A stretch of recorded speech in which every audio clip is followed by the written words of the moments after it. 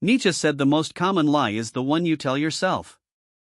But here's what he left out: once you perfect lying to yourself, you teach everyone around you to do the same thing to your face. Right now, someone in your life is telling you what you want to hear. Not because they're weak. Because you trained them to.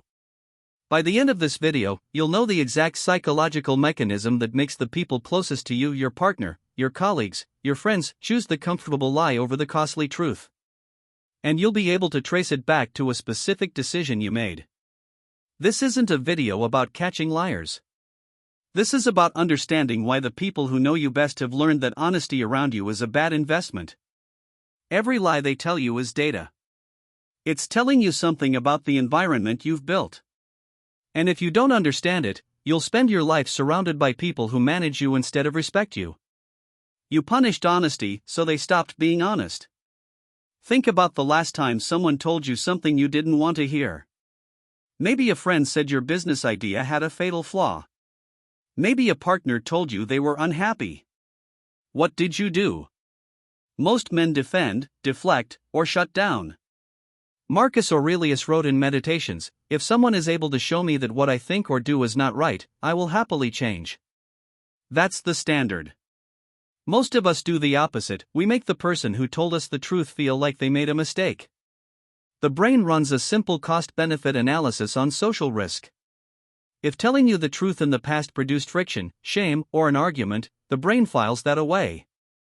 Next time, it routes around the truth automatically. You didn't teach them to lie. You made the truth too expensive.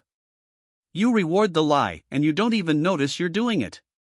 Epictetus was a slave. He had nothing, no status, no freedom, no property. And yet he understood something most free men never figure out: your emotional reactions are the most powerful reinforcement system in any room you're in.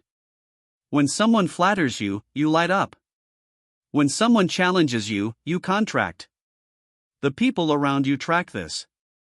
They learn your emotional weather patterns faster than you know them yourself. This is basic operant conditioning. Skinner proved it in rats, but it works just as well in relationships. Behavior that produces a positive outcome gets repeated. If agreeing with you keeps the peace and disagreeing creates tension, the people in your life will learn to agree with you. Not because they're manipulative, most aren't. Because they're adaptive. You've built a system that selects for flattery. Your emotional volatility is a tax on the truth. Tolstoy's Ivan Ilyich spent his entire life surrounded by people who told him what he wanted to hear. His illness was the first thing that couldn't be managed with social performance. When he finally received the truth from a peasant servant, not his wife or friends, it destroyed him, because he'd spent decades eliminating honesty from his inner circle. He'd taxed the truth out of every relationship he had.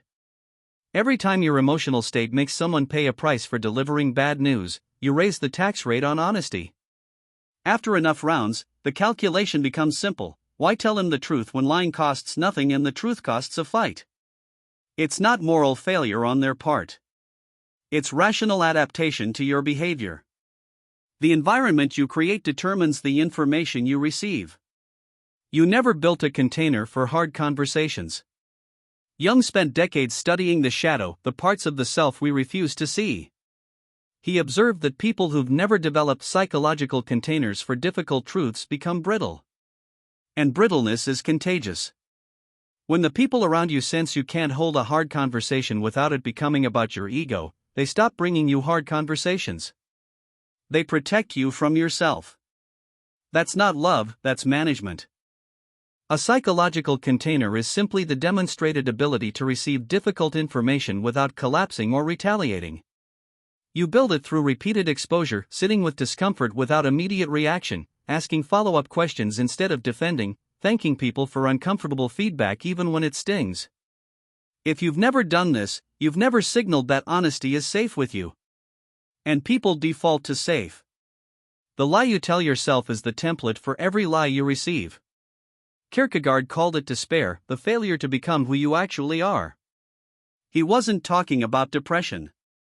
He was talking about the specific suffering of a man who has built an identity out of what he wishes were true rather than what is. When you lie to yourself about your finances, your health, your relationships, or your trajectory, you broadcast a signal to everyone around you: I prefer the comfortable story. And they give you exactly that. Self-deception is contagious in a specific way. When you avoid certain truths about yourself, you subconsciously avoid people who would expose them.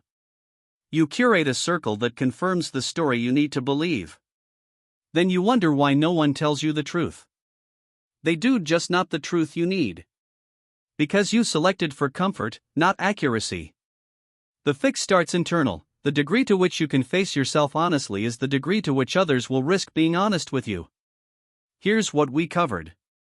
1. You punished honesty, so people stopped delivering it, not out of malice but because you made it costly.